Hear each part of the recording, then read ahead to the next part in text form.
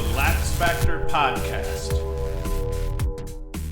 What is up, lacrosse fans? You are watching another episode of the LaxFactor podcast. It is episode 121. Today, we are going to have a question of the day that I'm hoping everyone argued about over Thanksgiving. We are going to do another player profile. Today, we're doing the number 2 incoming freshman for the 2021 season, Owen Hiltz, who is going to be a freshman at Syracuse this year out of Culver Academy. And then we're going to do a couple of mailbag questions. Before I get into it, as always, be sure to like, subscribe, hit the notification bell, and if you want to support us beyond that, you can go to LaxFactor.com. You can watch our videos there, you can get swag there, you can listen to the audio version, and if you prefer to just listen to the audio version, you can get this anywhere where you get your podcasts, Apple, Spotify, Google Podcasts, or you can go to our podcast home, anchor.fm/LaxFactor, and listen along there. So let's get into it right away. Question of the day. It was posed by Terry Foy, Inside Lacrosse fame.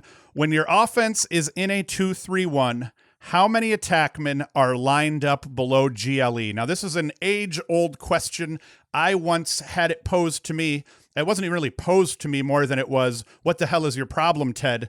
An old friend of mine, not an old friend, a friend of mine, Bob Leary's the current head coach at Marian University out west. We were coaching a summer league, a travel team together. His son was playing on it, so I was the coach. His son was playing, so he obviously, a head lacrosse coach is going to help out. So he was a definitely inferior coach to Bob Leary, got to be the head coach, and Leary got to be the assistant coach, albeit he probably did a hell of a lot more than I did. Anyway, I digress. We were talking about our offensive sets at one point, and I was talking about a 2-3-1 set. Now, a 2-3-1 set to me is 2 middies out top, 3 across. You get 2 attacks on goal line extended to the wing area, then a guy on the crease, and then you got a guy at X. So it's 2 out top, 3 across, 1 at X. Now, when I said that, he looked at me like I was an alien. I think he said something to me like, what the hell, are you from Baltimore or something? You count from out back. You're an upstate guy. You got to be counting from out back. So that then started my even deeper, what do you call it? Imposter syndrome. Should I even be a coach now? Because I'm counting my offenses from out top. And Foy posed this question on November 25th via lacrosse Twitter. And he legitimately, I'm not surprised at all by this. 70% of people said one person would be lined up below GLE, meaning 70% of the people that answered ended up saying that they count from out back and up to the top. So they have 1 at X, 3 across, 2 out top playing mid. Or if you're Maryland, who knows who the hell those guys out top are, but they're out top. And then only 29% said that they would count 2 as in that set, and that would be the 2 guys out top. So only 29% see it the way I do, meaning we count from top to bottom. Now, one of the other things he tried to do was he tried to say, if you answered 2, where do you live? He was hoping to try to draw a parallel between people who count from people who count like me, and he was trying to see if we all lived in New England. And the reality was it wasn't. If you answered 2, where do you live? Only 33% said that they lived in New England, and I'm sure he was hoping it was 66%, which was everywhere else. So it didn't end up being as regional specific as what they thought. And it brings me to wonder, A, what would you guys count it? If you were in a 2-3-1 set, how many guys do you have at X? How many guys do you have below goal line extended?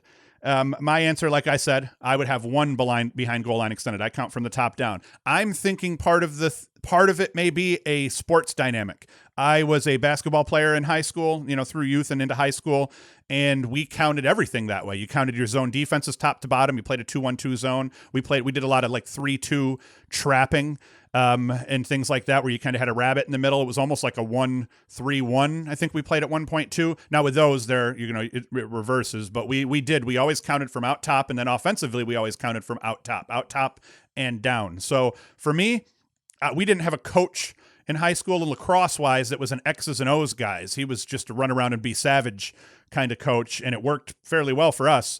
So when I got to college, I don't even remember how my first college coach counted it, and I'm completely drawing a blank, but I just know in my head it was always counted from the top down, and I think it may have had something to do with basketball because that was just a natural thing for me. So I'm wondering, to you people, for any of you who see it like me and who would say that one person was behind GLE in a 2-3-1 set, why do you call it that? Is it because it's just how you were taught? Is it because that's how you considered it in other sports? Let me know, because I am curious. My computer just went to sleep on me here. But now we get to the big part of the day here. The big part of the day is the player profile. This is why you guys all tune in to listen to the greatest lacrosse podcaster of your age, me, Owen Hiltz. Now, I've been talking about Hiltz, and I haven't been all that excited about Hiltz. So any of you guys who know I'm a Cuse homer and who listen to me talk about Cuse all the time, I haven't been talking about Hiltz. And I do always say I don't often talk about the young guys coming in because who knows how they're going to pan out. But the reason I hadn't been all hyped about Hiltz was I was under the impression, based on hearing people talk about him, I hadn't really spent any time looking him up, watching any of his highlight cuts or anything like that. So I had been kind of spending all this time thinking he was a lefty finisher. The way you heard people talk, it made it sound like this dude is a ridiculous finisher. So I picture, and highlight reel worthy and all that. I picture him being a sniper. I picture him being an off-ball guy, Canadian nonetheless, a lefty. So I'm picturing a walker, someone who's capable of dodging, but who isn't a big ball carrier per se. I picture a Mac O'Keefe kind of guy, maybe not that caliber even, but I was picturing those kinds of players. I was totally wrong. Totally wrong. The kid coming out of Culver Academy, he is, in fact, a highlight reel capable lefty from Petersburg, Ontario. He did commit to Denver back in September of 2018. At the time, he was IL's number 3 overall recruit, and I've heard him called both. At the time of me writing this, he was showing up as their number 2 overall recruit. So to kind of digress a little bit, we were talking in 2019, early 2020 about Syracuse's recruiting kind of hurting. They had 5 players decommit that were top 100 guys, 5 guys decommit between 2019 and 2020 and choose other locations. And it wasn't just that. A couple of them chose conference rivals, Virginia and Notre Dame, a couple of the decommits. And then one of the others chose Harvard, and I can't remember where some of the other guys went. So Cuse was under, a lot of people were trashing on Desko, calling for Desko's head, saying that he's lost it. They can't recruit anymore. Enter Pat March from Princeton. So the Cuse connection to Hiltz was Pat March. He recruited him heavily as he had ties to several other Culver Canucks, including Zach Currier, Riley Thompson, Luke Anderson, Jake Stevens, all while he was at Princeton. He ditches Princeton, comes to Cuse. He's now our offensive coordinator, and boom, we now have our foot in the door for Owen Hiltz. In 2019, like I said, they were under fire. All of a sudden, though, 2020, the offseason between 2019 and 2020 hits, and now all of a sudden we have Chase Scanlon transfer from Loyola to Syracuse. That was a huge get, and it almost, at least for the 2020 season, made up for some of those flips and some of the lack of recruiting and recruits panning out leading up to that.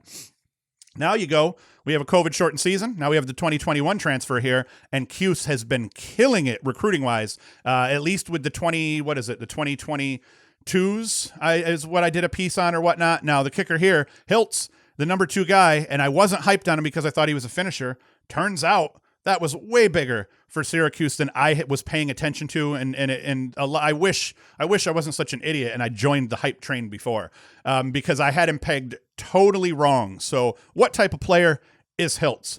And like I said, I heard electrifying lefty playmaker, and I picture a kid that's a better finisher than he is a creator or a dodger, and he is not that. He is the real deal, an all-around talent, top to bottom. And I didn't know he was one of the wee folk either. The kid comes in, I think, tipping the scales at like 5'7", 180. So, I mean, he's solid. He's not going to get pushed around too badly, but he is one of the wee folk. 2018 Culver Academy stats, 50 goals, 62 helpers. Just hearing people talk about him, I had him pegged as a 75-25 guy. The reality, he's a 50-60 guy, 50-50 guy. In 2019, had another 100-plus point season. I couldn't find the actual numbers for that 2019 season. And then, as we all know, the 2020 season totally went kaput on all of these kids. But he tore it up playing outside of that, playing travel ball and everything like that. In terms of his capabilities, he is not an ankle-breaking dodger. He's not a Mike Sowers, a Mike Powell, where he's going to cut on you, cut again, cut on you, cut again. He will dodge. He will re-dodge. He's just not going to totally break somebody's ankles on that split.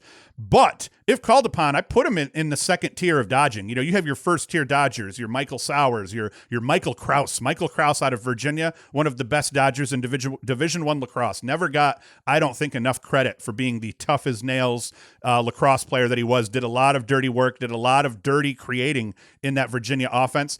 I don't think that Hiltz is that, but I think I'd put him definitely as a 2-tier dodger, a guy that you put him on that Syracuse attack, he is automatically, if not the best dodger, right up there with somebody like Rafus. Cook has the capability of being a really good dodger as well. He just hasn't panned out in terms of his point production yet, but he's quick and twitchy as well. So not the best dodger in the world, but definitely right up there with, and will handle his own. He could just about handle any pole at the Division I level, I would say. And then I watch his game tape, and it was hard to, in the game tape, that's part of the dodging part, is it was hard to tell how good of a dodger he really could be, because Culver, in all of the highlights I watched, they were carving people up. So when he was going to the goal, he was beating guys bad enough that it was an easy dish goal. Or, in the scenarios where he did dodge hard and redodge and ended up working his guy down that left wing, and dodging underneath, which he's really good at, they made it look a little bit too easy. So I'm just not sure how that translates to the Division I level, but and it wasn't like they were playing chumps. So maybe I need to factor that in. But it was hard to tell overall because Culver's loaded. A lot of his spot shooting was just dudes beating somebody, hitting Hiltz. Hiltz knifes it. So it was tough. Off ball, his field awareness is off the charts. Now, I'm not going to say he's a Mac O'Keefe off ball type of lacrosse player, but certainly a kid that can dodge and is a second tier dodger and has the field awareness and the off ball prowess of someone like a Walker out of Denver, who's a fellow Culver Academy player. Incredible off ball awareness, adept at finding space in between the seams. More specifically, he's good at kind of just letting his teammates do the work. And then, a lot of guys, when they don't have the ball, they don't know what to do. They end up just falling into the motion of the offense, and they don't end up seeing the field and finding seams for the ball carrier to hit them through. And he is off the charts good in that way. I would say that you have O'Keefe here. I think by the time Hiltz is done, he's going to be below, not too far below Hiltz in terms of his off-ball prowess. Kid can snipe. I even remarked that he actually has that odd release like O'Keefe too. It's hard for, a lot of guys that just shoot top down. Everyone always tells you, hey, straight over your shoulder, stick high, get it down, follow through, try not to do as much as the sidearm crap, so you got those classic snipers that typically have very fluid, very mechanical, very by the book motions. He is not that. Mac O'Keefe is that way too. Mac O'Keefe, for as high of a shooting percentage as Mac O'Keefe carries overall, considering how far out he shoots on average, I feel like that Hiltz is kind of like that. It's that odd release that makes it hard for goalies to track. It's that odd release that allows him to kind of put the ball up, put the ball down, and the release in itself doesn't give too much away in terms of where the trajectory is going to go after he lets it go. So in terms of his off-ball ability, getting open, he's incredible, and then his shot, his finishing capabilities, even from 10 yards plus, they're also excellent. And then inside, he can finish with the best of them as well. A lot of these guys, you put them inside, they're going to finish. He's as adept at finishing as anybody will be in the NCAA, especially by his senior year. Feeding, once again, hard to tell how what he was doing at Culver will translate to NCAA Division I, and not just that, but ACC tournament level play. He could not a QB, like I said, he's not a QB style ball carrier. He's not a Michael Sowers, but a Michael Kraus he could be. And I don't mean Michael Kraus in terms of his dodging toughness or anything like that, but I mean just he'll go to the rack, he'll take some punishment, he'll score goals. He'll go to the rack, he'll take some punishment, he will feed. He dodges with his hands up. He's adept at getting his hands free as dudes are beating on him. That's part of that whole field awareness, high IQ kind of guy. So at the D1 level, I think that, he's going to be able to dodge and he's going to be able to hit open men, especially in that Syracuse offense where an attackman can dodge up that left or right side. As long as you keep your head up, you've got midfielders that are nonstop, especially on that first Syracuse midfield line. You've got Dordovic, you've got Trimboli, you've got, Now I'm just drawing blanks. My brain, I've noticed over the last couple of weeks, the guys that I talk about left and right, they're just not coming to me. My recall is a little bit off. But anyway, that Syracuse midfield line, they're filthy. So you have, and all the way into the second midfield line, they're very capable. So you've got guys that are hungry, that as these attackmen are going to dodge, they're going to be filling it up. But more importantly for him, he's going to fit in really well in the Syracuse offense because a lot of the creation, a lot of the initial dodges are going to come from the midfield, and that's where he excels. In the highlight clips, and maybe if I line this up right, I'll show these clips specifically, but you may have already seen him. The midfielders that dodge out top, very much like the Syracuse midfielders will be dodging out top. He's really good at kind of allowing the watching the D get sucked up and finding seams on that left wing. So I feel like, especially as you got mids dodging from out top, March tended to dodge the mids from corners into the middle a little bit more, especially where we have the righty mids dodging from that corner opposite him. You get a mid opposite him in the corner, dodging into the middle of the field with Hiltz sitting over off that left wing. That's going to be a deadly combination. Now, the only kicker is Desko had talked about how Hiltz was probably going to see a little bit more time than the average freshman, partly because he's filthy, but also because he's a lefty and they only have 3 lefties on the roster. So I'm not sure where they end up putting Hiltz. Do they end up putting Hiltz at X?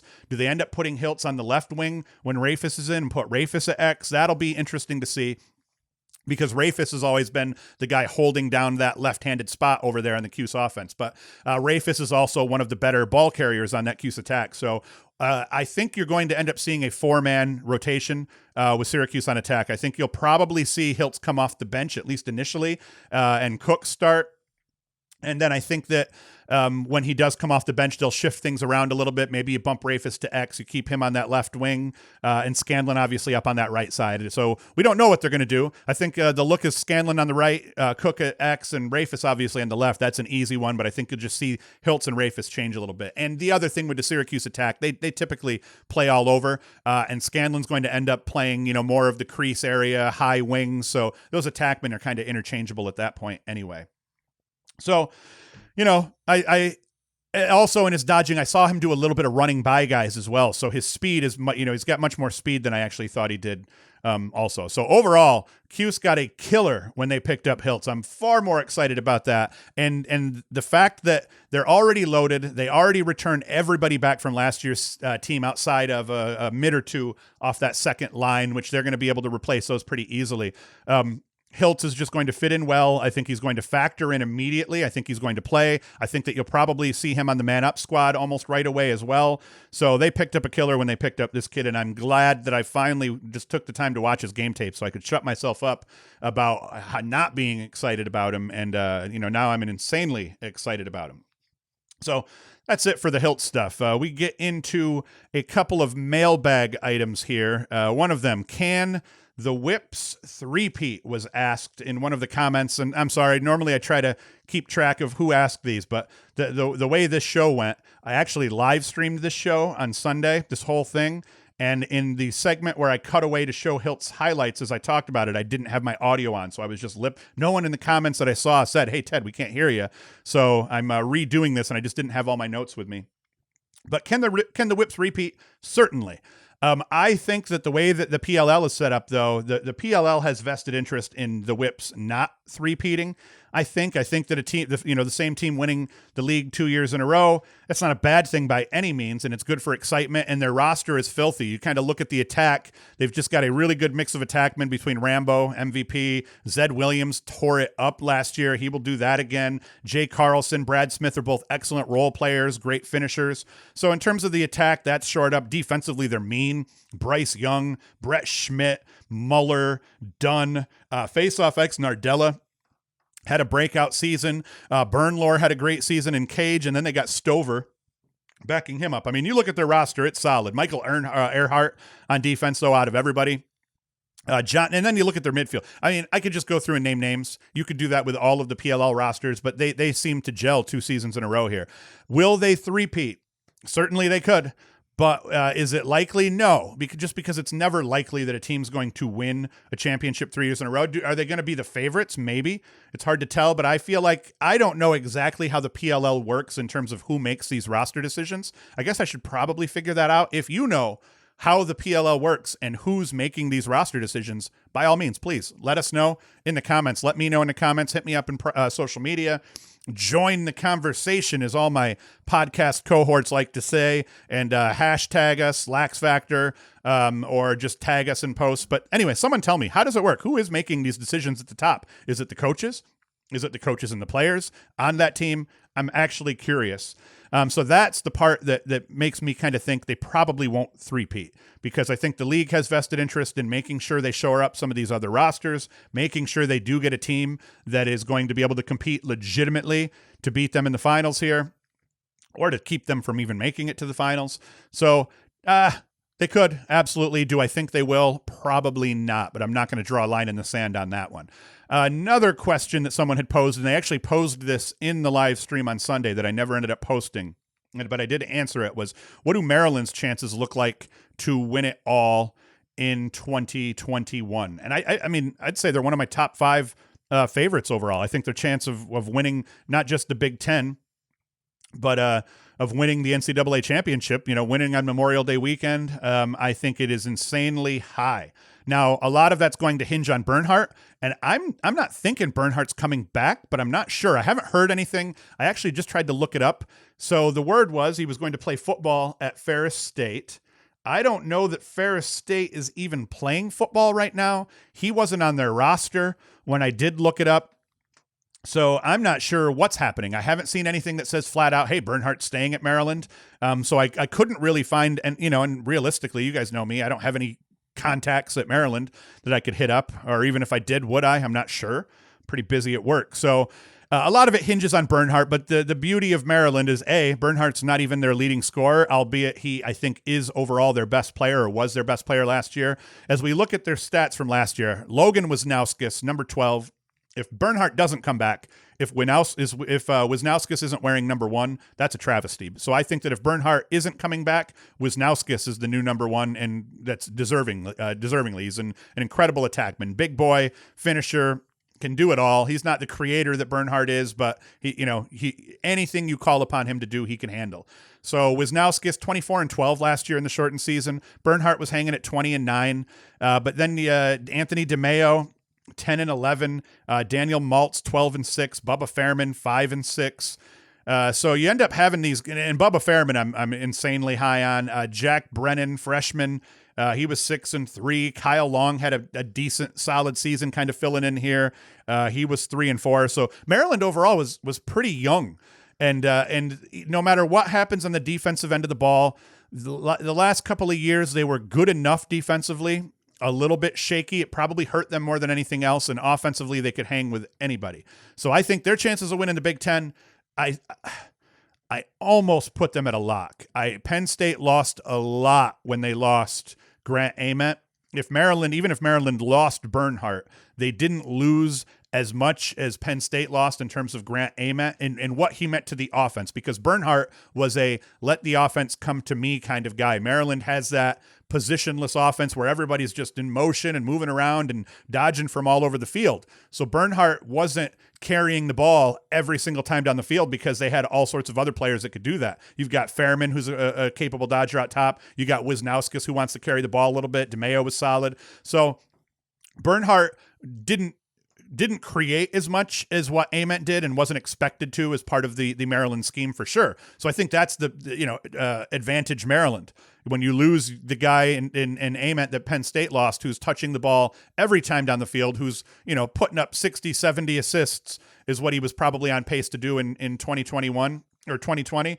That hurts, and they don't have a ball carrier like Ament. Ament is a generational feeder. He's not necessarily a generational talent overall, because we got to be careful with how we use that word. But in terms of his feeding capabilities, generational talent. In terms of what he meant to Penn State, generational talent. And Bernhardt, while he is both of those things as well, I think because of the way Maryland's scheme is set up, they're far more equipped to handle that loss than I think Penn State is. So I think Maryland wins the Big Ten. I think that Maryland then makes the tournament, and once they're in the tournament, all bets are off. I mean, these kids are tough. I've liked their culture. I've talked a lot about Yale had developed a very good culture over the last 4 years. Starting in, what was it? Was it 2012 2018, they win the national title. They have a Tewaaraton winner. 2019, they make the finals. 2020, they were, again, a really solid lacrosse team that was probably right up there in their chances of making the Final Four again. The kicker with Yale is now they're dealing with the COVID Ivy crap, and they lose Jackson Morrill. They lose Kotler. They're losing guys as other teams aren't.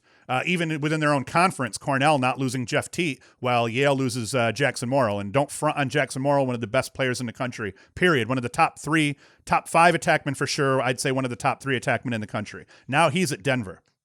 So my whole kicker with Yale was they have to prove that they can do what Maryland did. Maryland has proved that they can rinse and repeat and that they can sustain that success, remain one of the best teams in the country, remain the best team in their conference over the long haul. They can do that across recruiting classes. They've done it for 4 years. They've done it for 5, 6. So Maryland's culture seems pretty solid now, and there's no reason to think that it's not going to continue. So that is why I think that Maryland has a really good chance to win the title in the end, just like I think that Syracuse has a chance. I think that Virginia has a chance. I think that Duke has the best chance, although it's really hard to go out and prove yourself worthy in those scenarios. Just because you have the best team and the best chance to win it all does not mean that you're going to get it done come game day. So I think Maryland has as good of a shot as anybody, but I do like them coming out of the Big Ten as the victors and going into the tournament, the Big Ten champs once again. And then another weird thing, and this is going to piss off some lacrosse purists, but for a long time, you hear the name Eamon McEnany, and I'm a younger guy. So to me, the name Eamon McEnany was an ESPN broadcaster. He was a guy that did all of the games. He was kind of your Anish Shroff before there was an Anish Shroff. Anish Shroff, I feel like, kind of came in and took over as the main broadcaster in lacrosse. I think right now he is the best main broadcaster in lacrosse. And then my favorite color guys are a mix of a couple of guys here. But Eamon McEnany, that was who he was to me. And I see Eamon McEnany today on Sports Night, and the parallel had never really hit my brain, where Eamon McEnany is also one of the greatest attackmen to ever play the sport, an All-American at Cornell back in the late 70s, won 2 back-to-back national titles, was an All-American. I think he was the Turnbull Award winner as the best attackman or the best player in the country as a sophomore while at Cornell. The dude was just filthy, filthy, dirty lacrosse player. And then he was also recognized as a hero, first Twin Towers bombing. He trade center bombing, I guess. He, helped get a bunch of his coworkers out of the building and everything as they were evacuating. And he did perish in the more recent 9/11 attacks back in 2001. So I always hear about Eamon McEnany, and you hear people just praise him left and right. And it never clicked with me that they weren't the same person. At some point, I gelled them together, and I thought the guy who I knew to be the broadcaster, Eamon McEnany, was also the famous Eamon McEnany lacrosse player that had died in 9/11. To my surprise today, I'm watching TV this morning as I'm drinking coffee at the crack of dawn. It's early Thursday morning. Most of you aren't even up yet, and I've already worked a little, drank some coffee, took a crap, got a shower in, got a workout in. So as I'm watching, I forget what it is, Sports Night on SNY real quick, I see, holy crap, isn't that Eamon McEnany? And in my head, that guy was dead. So for about a 3-second period, I'm sitting here just scratching my brain thinking, what's going on here? Why am I seeing Eamon McEnany? To the point I have to Google Sports Night host, and sure as crap, his name is Eamon McEnany. And then it clicked. Oh, these are obviously different guys. Now that I'm being forced to think that out loud, the current broadcaster, Eamon McEnany, I do not believe is anywhere near as old as the late, great Eamon McEnany. But I don't know, man. I just wanted to tell you guys that story, that I am an idiot, and that even though I hadn't really put a whole lot of thought into it, I remember just thinking, oh, crap.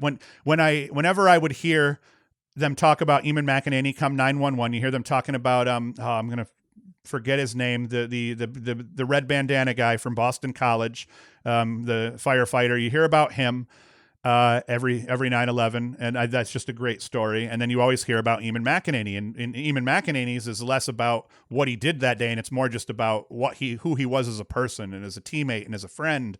So had never been forced to just sit down and form that thought process out all the way to the point where I knew what the hell I was thinking. So if I ever made myself sound like an idiot while talking about Eamon McEnany, probably everyone in the lacrosse world just assumed I was always talking about the guy I was talking about. Whenever I've talked about him, I was always talking about the right guy. I just didn't realize that the sportscaster whose face I thought was his because they share a freaking name, I'm an idiot. I'm an idiot. So you can make fun of me about that in the comments as well.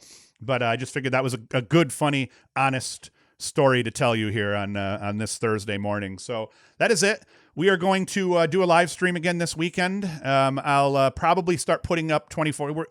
Whether at least until the season starts, the live streams will either be Saturday early or Sunday early.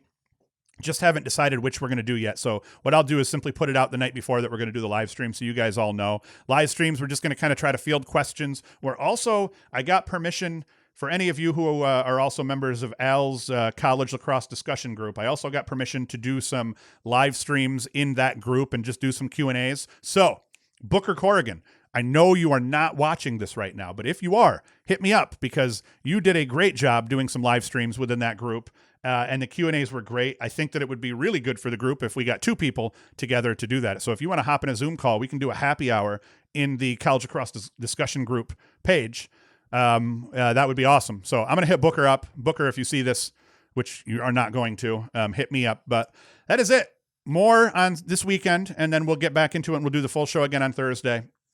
And as I said, we're just going to try to keep figuring out ways to pump content out. It's all a workflow issue for me, figuring out the workflow of it all, figuring out a way to put out the content with, burning as little time as possible while also not watering down and making the content suck because nobody wants to listen to a shitty podcast. So that is all. As always, be sure to like, subscribe, hit the notification bell so that you're notified when we put out videos. If you're an audio listener, go to LaxFactor.com. You can find our audio podcast there. Go to anchor.fm/LaxFactor, or you can get this anywhere where you listen to podcasts. And if you want to support us beyond everything else, you can go to LaxFactor.com, get some swag, hats, T-shirts, and more. So as always, thank you for listening to me ramble on over and over again. It means a lot to me. It gives me something to do here, especially during COVID. But that is it. Hoost is out.